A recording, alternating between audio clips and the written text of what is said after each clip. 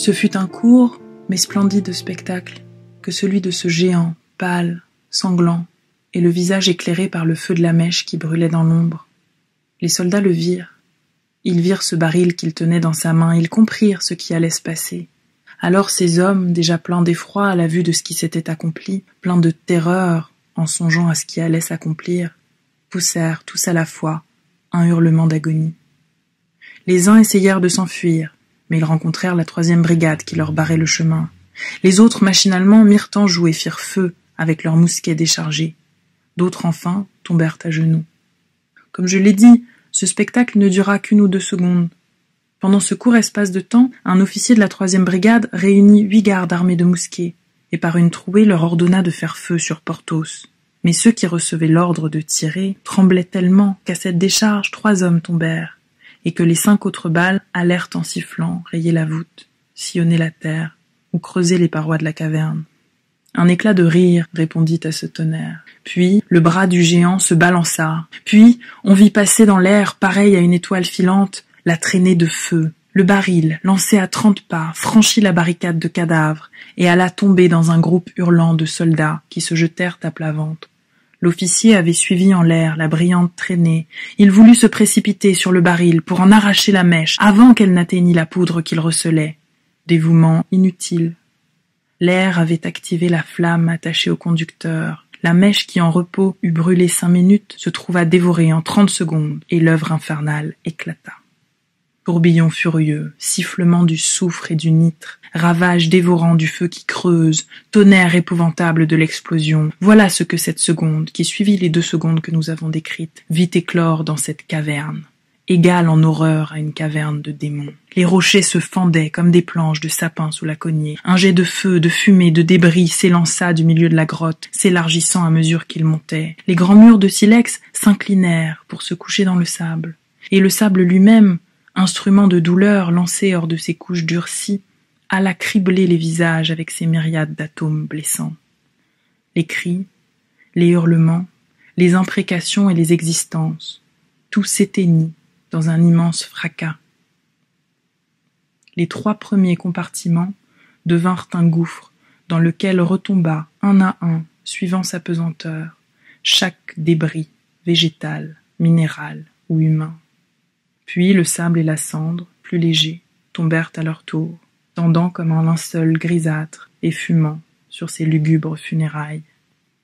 Et maintenant cherchez dans ce brûlant tombeau, dans ce volcan souterrain, cherchez les gardes du roi aux habits bleus galonnés d'argent, cherchez les officiers brillants d'or, cherchez les armes sur lesquelles ils avaient compté pour se défendre, cherchez les pierres qui les ont tués, cherchez le sol qui les portait. Un seul homme a fait de tout cela un chaos, plus confus, plus informe, plus terrible que le chaos qui existait 1 heure avant que Dieu eût eu l'idée de créer le monde. Il ne resta rien des 3 premiers compartiments, rien que Dieu lui-même put reconnaître pour son ouvrage. Quant à Porthos, après avoir lancé le baril de poudre au milieu des ennemis, il avait fui, selon le conseil d'Aramis, et gagné le dernier compartiment dans lequel pénétraient par l'ouverture l'air, le jour et le soleil. Aussi, à peine eut-il tourné l'angle qui séparait le 3e compartiment du 4e, qu'il aperçut à 100 pas de lui la barque balancée par les flots. Là étaient ses amis, là était la liberté, là était la vie après la victoire. Encore 6 de ces formidables enjambées, et il était hors de la voûte. Hors de la voûte. 2 ou 3 vigoureux élans, et il touchait au canot. Soudain, il sentit ses genoux fléchir. Ses genoux semblaient vides. Ses jambes mollissaient sous lui. « Oh !» murmura-t-il étonné. « Voilà que ma fatigue me reprend. Voilà que je ne peux plus marcher. Qu'est-ce à dire ?» À travers l'ouverture, Aramis l'apercevait et ne comprenait pas pourquoi il s'arrêtait ainsi. « Venez, Porthos !» criait Aramis. « Venez, venez vite !»« Oh !» répondit le géant, en faisant un effort qui tendit inutilement tous les muscles de son corps. « Je ne puis. » En disant ces mots, il tomba sur ses genoux, mais de ses mains robustes il se cramponna aux roches et se releva. « Vite, vite !» répéta Aramis en se courbant vers le rivage, comme pour attirer Porthos avec ses bras.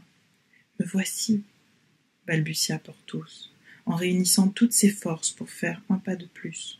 « Au nom du ciel, Porthos, arrivez, arrivez, le baril va sauter !» Mais il n'était plus temps. L'explosion retentit.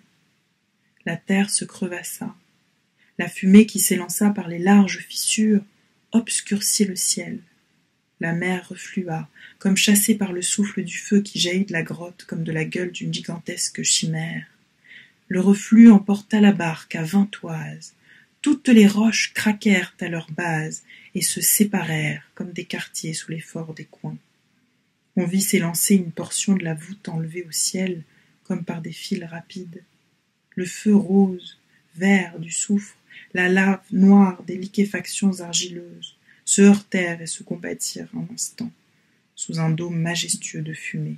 Puis, on vit osciller d'abord, puis se pencher, puis tomber successivement les longues arêtes de rochers que la violence de l'explosion n'avait pu déraciner de leur socle séculaire.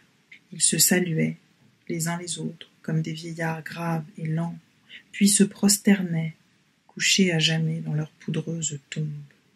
Cet effroyable choc parut rendre à Porthos les forces qu'il avait perdues. Il se releva, géant lui-même entre ces géants.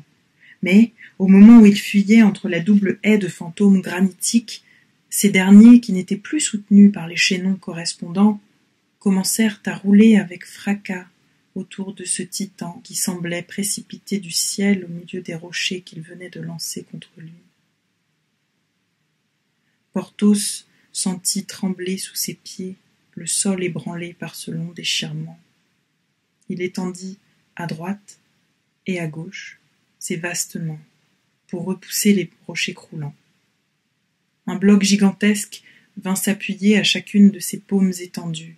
Il courba la tête et une troisième masse granitique vint s'appesantir entre ses deux épaules. Un instant, les bras de Porthos avaient plié, mais l'Hercule réunit toutes ses forces et l'on vit les deux parois de cette prison dans laquelle il était enseveli s'écarter lentement et lui faire place. Un instant, il apparut dans cet encadrement de granit comme l'ange antique du chaos. Mais, en écartant les roches latérales, il ôta son point d'appui au monolithe qui pesait sur ses fortes épaules, et le monolithe, s'appuyant de tout son poids, précipita le géant sur ses genoux. Les roches latérales, un instant écartées, se rapprochèrent et vinrent ajouter leur poids au poids primitif qui eût suffi pour écraser 10 hommes. Le géant tomba, sans crier à l'aide.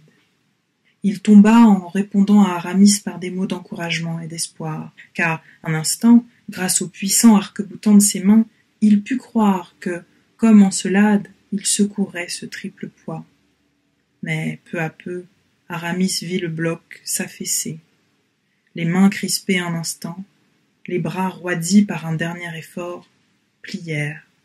Les épaules tendues s'affaissèrent déchirées, et la roche continua de s'abaisser graduellement. « Porthos, Porthos !» criait Aramis en s'arrachant les cheveux. « Porthos, où es-tu? Parle !»« Là, là !» murmurait Porthos, d'une voix qui s'éteignait. « Patience !» À peine acheva-t-il ce dernier mot, l'impulsion de la chute augmenta la pesanteur. L'énorme roche s'abattit, pressée par les deux autres, qui s'abattirent sur elle et engloutit Porthos dans un sépulcre de pierres brisées. En entendant la voix expirante de son ami, Aramis avait sauté à terre. 2 des Bretons le suivirent, un levier à la main, un seul suffisant pour garder la barque. Les derniers râles du vaillant lutteur les guidèrent dans les décombres. Aramis, étincelant, superbe, jeune comme à 20 ans, s'élança vers la triple masse, et de ses mains délicates comme des mains de femme, leva, par un miracle de vigueur, un coin de l'immense sépulcre de granit. Alors, il entrevit dans les ténèbres de cette fosse l'œil brillant de son ami, à qui la masse soulevée un instant venait de rendre la respiration. Aussitôt, les 2 hommes se précipitèrent, se cramponnèrent au levier de fer, réunissant leur triple effort, non pas pour le soulever, mais pour le maintenir. Tout fut inutile. Les 3 hommes plièrent lentement, avec des cris de douleur, et la rude voix de Porthos, les voyant s'épuiser dans une lutte inutile, murmura d'un ton railleur, ces mots suprêmes venus jusqu'aux lèvres avec la suprême respiration « trop lourd ». Après quoi, l'œil s'obscurcit et se ferma. Le visage devint pâle, la main blanchit, et le titan se coucha, poussant un dernier soupir. Avec lui s'affaissa la roche que même dans son agonie il avait soutenue encore. Les 3 hommes laissèrent échapper le levier qui roula sous la pierre tumulaire. Puis, haletant, pâle, la sueur au front, Aramis écouta, la poitrine serrée, le cœur à se rompre. Plus rien.